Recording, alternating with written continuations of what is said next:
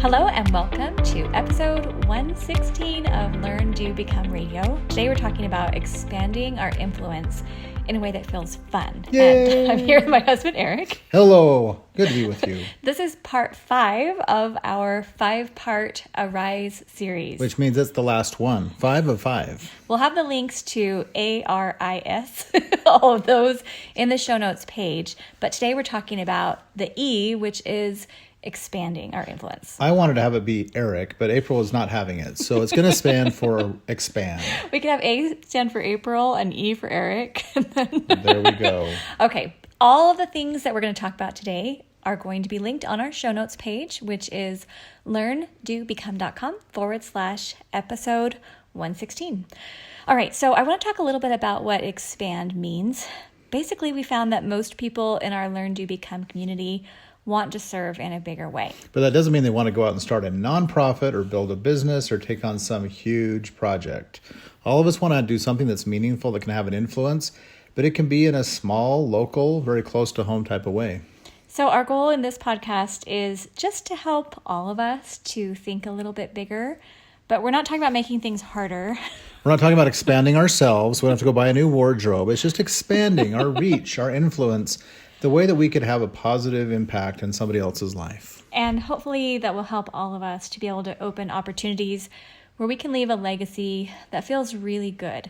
And I want it to feel fun for you, because when I started thinking as a little girl, when I would think about, I want to write books or I want to do something that can help the world as I get older, it always seemed a little bit complicated. And I just thought something scary, magic had to happen. It's out there. It's bigger. It's like outside our comfort zone. And we want to maybe just take a second as you're listening to this right now. Just think for a moment, what are some of the initial thoughts or feelings that come to your mind as you think about being in a place where you could expand and have a little bit more of an influence or an impact? Does it feel scary? Does it feel hard? Does it feel like something you wouldn't know how to do or wouldn't be able to start because you're overwhelmed or overloaded? And as we talk to get together in this recording, we want to help maybe get over some of those mental or emotional blocks that keep us from moving in a direction, because no matter where we are, even if we're not perfectly positioned to do everything or something substantial, even wherever we are, anyone listening to this, you can do something to have an influence and to expand that influence with others. Love it. Okay, so we're just going to share a few principles, and we're not obviously giving like the answer for your life. Here is the answer. But the idea is that this is food for thought. So the first principle is that you can't not have an influence. I was teaching a class one time and I asked the group of people in the class, how many of you watch other people more than they know you're watching them? And everyone raised their hands. That makes everybody a stalker. I think all of us do it. Social media stalking. We're all going to watch, even just, friends or neighbors or people at the store. You're kind of watching them and observing. We're social creatures. Right? We look around, we observe, we try to learn and understand things and maybe try to figure out how to do something better. Yeah. So it makes total sense. Everyone raised their hands and agreed, yes, I do. And then I asked the question, well, how many of you think you're probably being watched more than you originally thought you were? Dun, dun, dun. And at first, 2 people raised their hand, and then the whole class thought, oh, wait, hang on. Who's watching me right now? And I think it helped everyone to realize that you have an influence and people are watching your example or your lack of an example, but people are paying attention to what you're doing.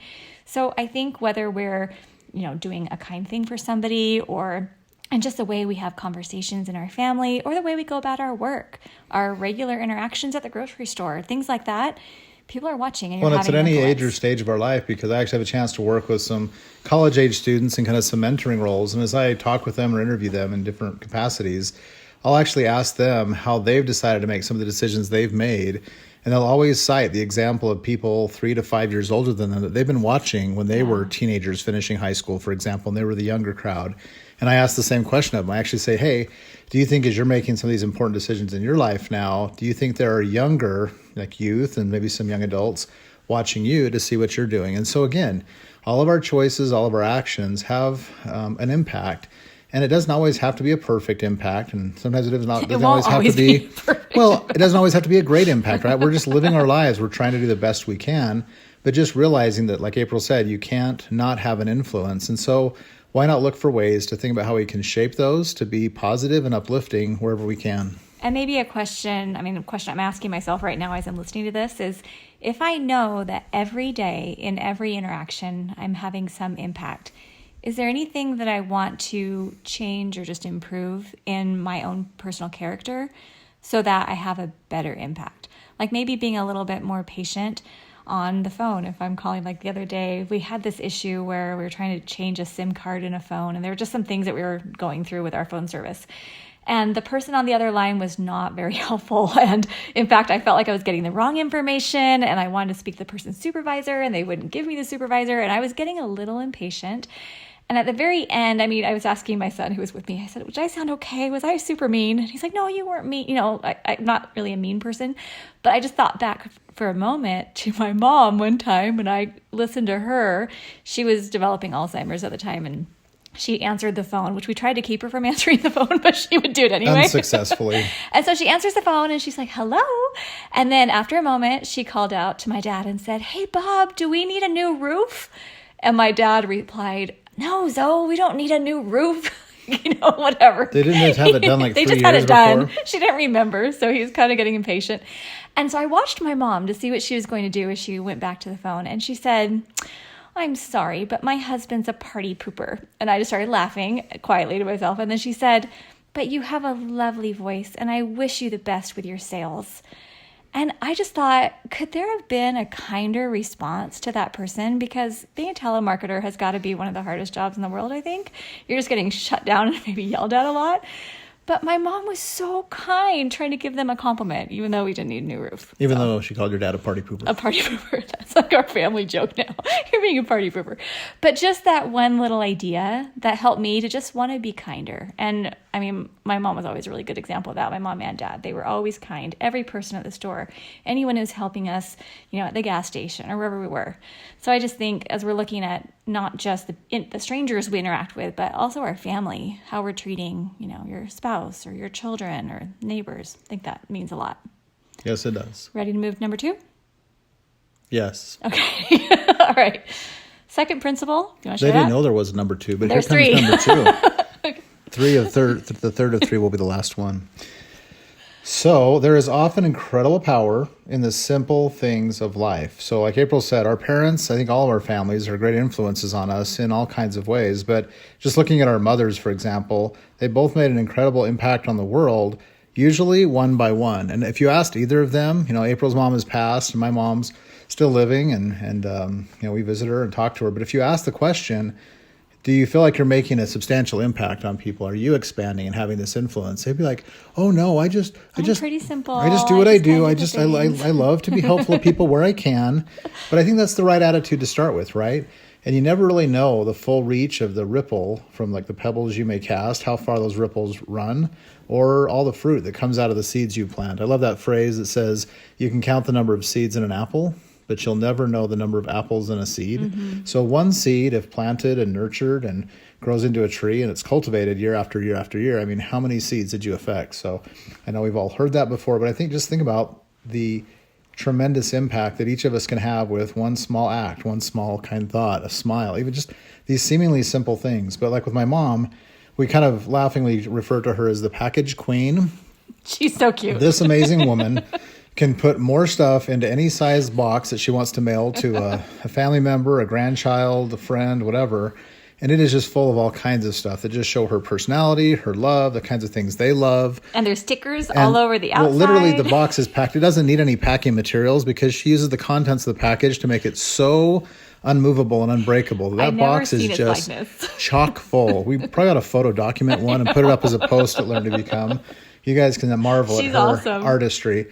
But then that's not all, right? The outside of the brown box that it's not a brown box anymore. Mm-mm. She literally covers it with all kinds of things that she's cut out or photocopied or saved or stickers or all kinds of, like the box is a designed work of art in and of itself. Then, to make sure it's totally safe and unintruded, she wraps it in so many layers of all kinds of, I don't know. And waterproof. It's packing tape. It's packing tape. It's taped up. Whatever she does, if you threw it in the ocean, it would not sink. And you could come to it years later and open it and it would be in pristine condition. Oh, we love her. So like the package, and everybody who gets a package from Peg loves the package. Mm-hmm. And she remembers birthdays. She'll write letters to people who are lonely or forgotten. She just does all kinds of things like that.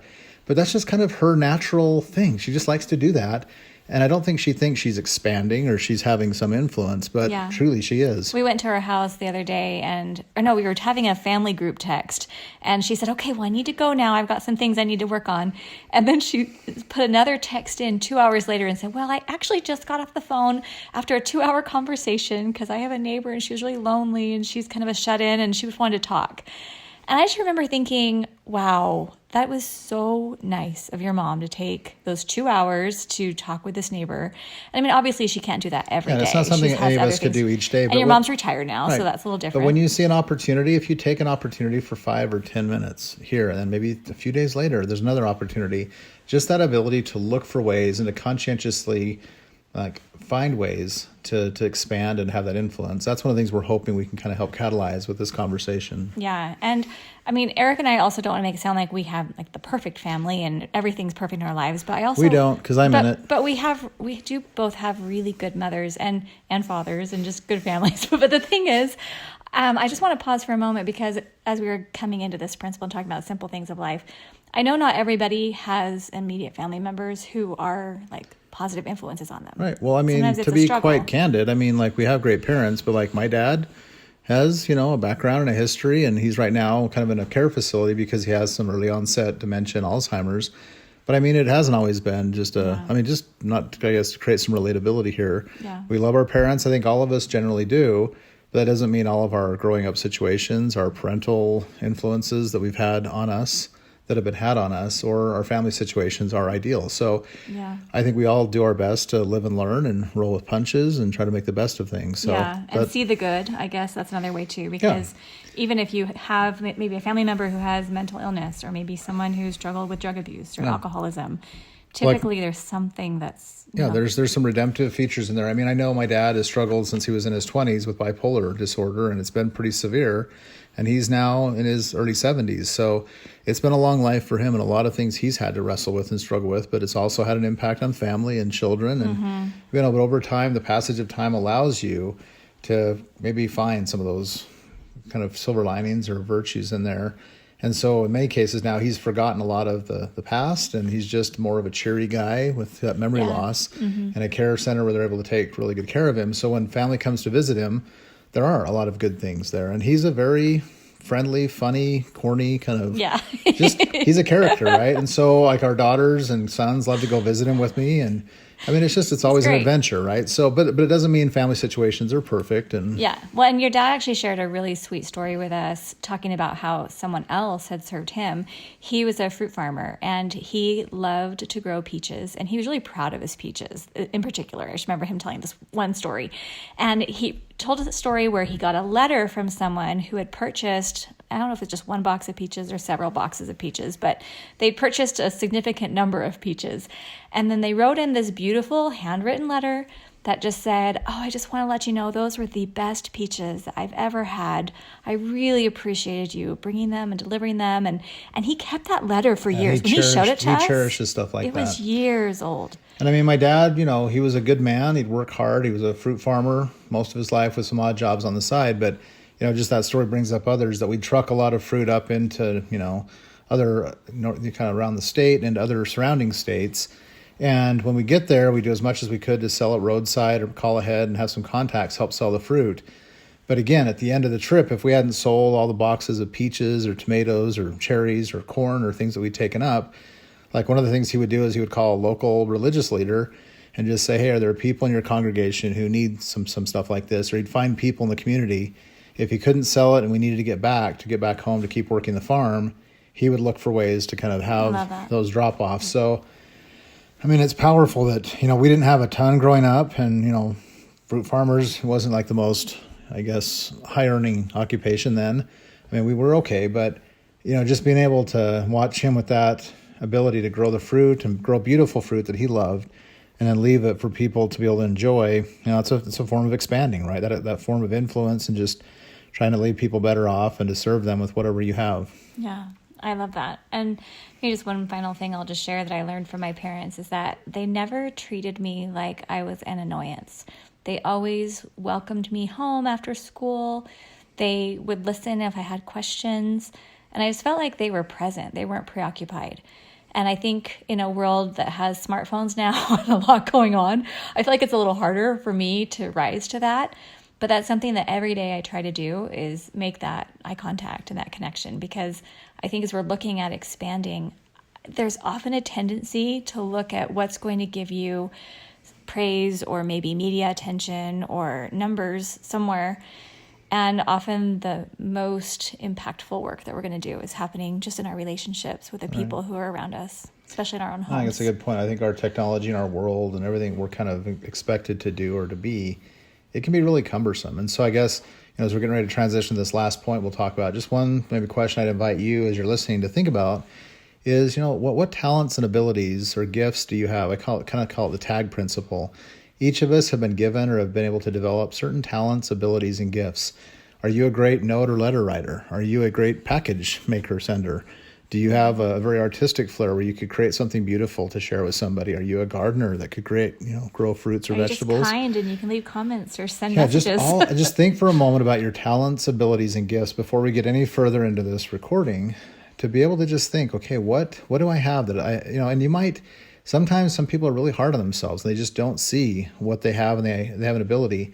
And I had a friend once who invited a group of youth he was speaking to say, take a moment and think about what your talents, abilities, and gifts are, your tags. And if you can't think of them, then talk to someone who knows you and loves you and ask them what your talents, abilities, and gifts are. So sometimes it's required for us to go outside ourselves, to have someone who's close to us, who we know, love, and trust, and who knows and loves and trusts us, to be able to give us a little bit of that feedback. But I invite you to think about that just for a moment here, because identify just one or two of those talents, abilities, or gifts, and then just think, okay, how could I use that in a very simple way occasionally in my life, periodically, to do some good, to expand, to reach out and influence or bless somebody? I love that question. And then just the third principle, I think, just builds on that there's a limitless number of creative ways you can expand your influence in a way that feels fun. That's why I asked that question before, so people can think about what they do. Good job. As we share some examples of people we've seen in our local communities. And again, some of these are a little bigger and some of these are just very local. So I'm going to start with one. I was a student at Woodrow Wilson High School in Long Beach. That's where I grew up, Long Beach, California. And I did cheerleading, and our cheer advisor usually just pulled a teacher who was willing to do it. And the teacher who was our cheer advisor, the person who came, took roll and went to all the football games with us and things like that, was Erin Gruel. And she has founded the Freedom Writers, I don't know if it's Association, Foundation, but there's a movie called The Freedom Writers, which is based on her experience. And I was there at the high school when she was doing this massive work in her freshman English classes. And she was able to, I can't talk the whole story right now, but the book is amazing. We'll link to the book. The movie's great. But what I loved about her is she took these students who a lot of people had dismissed as not being willing to learn or not being interested in education. Maybe they didn't have the same resources or opportunities coming up through an educational program, and so they were kind of on the side. Yeah. And she grabbed them and truly involved them. And she empowered them to learn how to write and how to share their stories and how to be able to make an impact by helping people to understand kind of what they'd gone through and help them to look at their lives in a really positive way and help them all to be able to move on to college. I was going to say, we won't tell you how the movie ends, but in this group of like 20 to 25 students she was working with. Well, it was more than that. It was several classes. Just each class, though. Yeah. Out of each class there, guess what happened with those students who were invested in and believed in by a woman who took a lot of time in her day job as a teacher, but she also invested tremendous personal resources and time, even some of the money that she and her husband had, a little bit of their resources. She worked extra to try jobs. To create opportunities. So she went above and beyond the call. So many of our educators do. But the impact and influence she had, she would come into, sometimes if we didn't have any cheer practice or whatever on a certain day, we were just kind of hanging out, she would tell us about what was going on. I remember one time she told us about a student, they went to the library and they were getting library books, or they were talking about getting a library card. I can't remember all the details, but basically this student had never been to a library and had never had his own library card or checked out his own book. And she was just in tears talking about this experience and how he was starting to become excited about reading. And then there was another student who was taking the bus to school and didn't want to be seen as a scholarly type of person because he was afraid that he would be like hurt on the way to school. So when he would do his homework, he would wad it up in a ball and pretend like it was a piece of trash, and he would carry his homework to school in just this crumpled up, ball in his fist. And then he'd get to school and he'd, smooth it out and turn it in. But I mean, it was just these little stories where she was helping these students go from, these circumstances that were really challenging that, as I looked back on it, I didn't read the book until it had been published. It was years after I'd graduated from high school. But as I read the book and realized how many stories were going on in the lives of my peers, and I didn't even know about it, it was really humbling to me and really touching to me to see what she'd created. And she has a podcast now, a Freedom Writers podcast, and she does amazing things. I need to get back in touch with her. She's awesome. So that's just one example of someone who really, took her skills, I love the tag, right? Talents, abilities, TAG. and gifts. Took that to the next level.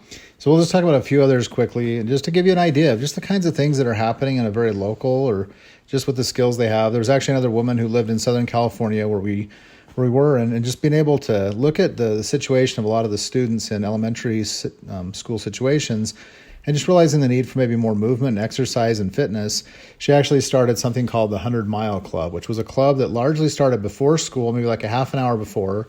Students could get there and they'd have like a little area they would move around, a track or a little course around the elementary schools. And this quickly expanded to more and more elementary schools as principals and PTAs found out about it. But you had all kinds of kids showing up to you'd get a stick every quarter mile, and then you got 4 sticks, it was a mile. And once you got to 25 miles and 50 and 75 and 100 miles, you'd get a different T-shirt. Well, you got one T-shirt and you could put a check mark on the back. It had a place to mark at 25, 50. So it was almost like an interesting status symbol. Yeah. And like at little school assemblies, they'd have all the kids who are at certain, mile markers, milestones, stand up. But literally, like all of our children, so many of the children in the community, so many schools in the surrounding area really got into this. And a lot of the schools would do kind of places after school, sometimes activities and little parties to gather the community and give them a chance to keep walking or running. Yeah. And so kids were just going past. I mean, I think some kids were getting up into the couple hundreds, like almost 300. Almost 500. They had someone who set a goal. But I honestly thought no one was going to want to do it. When I first heard about it, I thought, why would students want to just run in circles for sticks when they could go play on the slide or play on the playground or do something else? But then I got there and the entire playground was just moving in this oval. With this weird, it would actually move around the area of the backyard of the school, which was just this weird shape. And so they got a half mile or a quarter mile loop in there. But all the kids were talking or laughing. It was like a socializing everyone was doing experience. it. And then parents would bring their strollers. I got to come. Yeah, we took our youngest, who wasn't in school yet. He was 3. He was 3 and literally doing this for 2 years. He was like, I'm not going home anymore after this. I want to stay. It was actually one of the reasons why he started in kindergarten. He's one of the youngest in his age group. He was ready for it. But he's like, I don't want to go home. I want to be here. The things they do here are fun, right? And he would pray at night and he would thank God for the stick ladies. And I was like, what are you doing? He goes, the stick ladies, the ladies who pass out the sticks at 100 Mile Club. And it was interesting because it was also an integrity thing. Kids wouldn't cheat on the sticks. If they found sticks on the ground that someone else had dropped, they'd turn them in. I mean, anyway, I don't know if this good woman knew what she was doing when she started this club for a couple schools in her local area. But just things like that tend to have that ripple effect. It was just super fun. Another one is Mr. Z. He lived in our city that we moved from in California. But he had actually grown up not knowing how to read until he was into his early to mid adulthood. He just kind of faked it all through school. I mean, there are a couple of videos out there of different people, like movies that have actually talked about how this kind of youth to adult illiteracy is very much a situation out there. And he was able to move through his life kind of faking it, kind of covering things. But I forget his story about when he actually came to. I need to go research the whole story, but I know I just met him because he ran the library story time for kids. And so we moved there, we found the library. They said, oh, you must come to story time. It's every week with Mr. Z and everyone loves him. And I thought, oh, okay. So I showed up with my kids and he would tell the best stories. He would do the voices. He was getting children super excited about it. He was just amazing. And Mr. Z's story times were the best. And I was talking to him afterwards one day and I just said, you do such a great job with these stories. And he started opening up and he told us about how he had not grown up knowing how to read and how he wanted to give this gift to the children in our community and help encourage this love for reading. He's amazing. He's just a great man, a lot of great values and influence in the community. He actually went on to, once he did learn to read in his early adulthood, does amazing things in the local community, actually served or serves on the local school board, which is actually really interesting, right? Yeah. This man who'd grown up without the ability to read is now part of the school board, helping to shape decisions that's going to help improve the quality of education for these young students coming through a system. So it's just wonderful. And then there's another individual that I've become aware of, kind of tied to a university. She's a law professor and is from another country, and has actually taken a lot of her extra time and done a lot of pro bono work, organizing a number of the attorneys, the law students coming up to do a lot of immigration support and immigration support services, particularly for Hispanic and Latino individuals. But again, it's nothing that she had to do, but she sees a need and she feels a connection. And so she's taken the time and she's organized the resources, again, these talents and abilities and gifts that she has to really be a force in the community locally. And then it kind of has reached out because I think people tell people. And so there's this great resource where people can get good quality information and support in a way that helps them move toward the dreams they have. It's awesome. And I love the variety in what we're sharing. Yeah. Some of it's exercise, some of it's writing, some of it's literacy, these legal services, then the ability to expand in a lot of different ways. Another example we had written down here is, Mother Teresa of Calcutta, right? I mean, her taking this massive leap in her life to devote her whole self entirely to serving the people of India in the different ways and places. And I don't know all of her history, but again, think about where that work began. It began in a very small and simple way with the decision and efforts of one person. And it slowly, over time and with additional resources and just kind of outreach, grew and grew into what it had become at the time of her passing. And so, again, we're not saying that anyone has to go out and devote their whole life to something, but even if her work had only been what she accomplished in that first year, it would have had a tremendous influence on things. And her name is now synonymous with goodness. Like if you want to talk about someone who's good, Mother Teresa is what you hear, right? Okay, and then just one final one that I'll talk about. So April's super excited and passionate about this one as well. I've been doing my workouts with Caroline. I just laugh because not every morning, 5 days a week right now, I'm doing workouts with Caroline. So I mentioned in some previous podcasts that I've had some health issues, and I found that I need to really move my body every day in order to have my stomach process things correctly. So I was looking online for someone who was doing some weightlifting and some pretty intense exercises online. And I found Caroline Gervin. I don't know if you've heard of her, but she has this awesome YouTube channel. And at first I was really intimidated because, we call her a beast. She's she's so strong. She just has these huge muscles. And she is so quick and is just, she makes a lot of things look easy, but the good thing is she actually does have to take breaks every once in a while, letting all the rest of the world know that she's human. But she just got this good personality, this good attitude. She just does exercises and workouts that try to help people kind of get in a better condition, a better shape, and be better off. And she'd been doing personal training for a long time, but then when quarantine started, she started doing some videos online for her family and some of her clients, and then it started growing and growing. And now, as we're recording this, she's got, I think, 800,000 subscribers on YouTube or something like that. And they have a Facebook group that I'm part of. I'm having so much fun in it. Surprise. But then in the morning, I have on my calendar, okay, I'm going to go work out with Caroline. And Caroline is just now kind of a household name, our girls. And one of April's best friends. My friend, Caroline. And it's helped me so much because I feel like I'm getting stronger, and she smiles and she encourages us in the workouts. And I just feel like I'm not focused right now on, so growing up, I counted calories. I was always worried about needing to be skinny. I felt like that was the focus. And now I feel like I'm being encouraged to be strong, and I love it so much. So I'm just grateful for Caroline for starting her YouTube channel. It's been awesome. It's been pretty amazing. Thanks, Caroline, if you're listening. Okay. All right. So any kind of final thoughts as people are thinking about the 3 principles we've discussed today, or maybe just thinking about any other ideas to help them expand in their lives? Yeah, I think the idea is don't get overwhelmed with the idea of expand. You don't have to go do something major, start a nonprofit and get into a lot of time and energy there. I would just go back to that question I asked earlier and just say, take a moment as you wrap up listening to this podcast and just think to yourself, what are some of my talents, abilities, and gifts? And sometimes it's helpful just to write them down. Even on a Post-it note, write down a few of the talents, abilities, or gifts that you can see that you have. And if you're struggling, please reach out, text a friend right now and say, hey, what are some of the talents, abilities, and gifts you notice that I have? And then just take a moment with that information. Once you have it, Again, this should all take 1 to 2 minutes. Resolve to do one thing this week that uses one of those talents, abilities, or gifts to have an influence on somebody in some way, in some little situation you're in, a group that you participate in, and just take note of how it feels to be able to do that thing, have that lifting influence, and just that satisfaction, that feeling of reward that you feel, but also the way that you've blessed or lifted somebody through that effort. And if you want to share any of the thoughts that you're having or any additional comments or resources or things that you think our community would love, come to LearnDoBecome.com/episode 116 and just leave it in the comments. We would love to see that. A couple other links that may be helpful. First of all, we have an Arise membership that's going to be opening soon, and this Arise podcast series is in preparation for that. But this is going to be a really fun membership where we're going to be able to work more on a personal level with the community in these 6 key areas of focus, and you can find all of that information and get on the interest list at LearnDoBecome.com/Arise.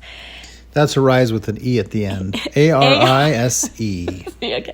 And then we have a fun connect page, just LearnDoBecome.com/connect, that has links to all of our social media channels, our YouTube channel, podcast. And we'd love to have you engaged there yeah. in the way that you enjoy, right? Some people like reading posts, some people like listening to podcasts, some people like the social media side of things.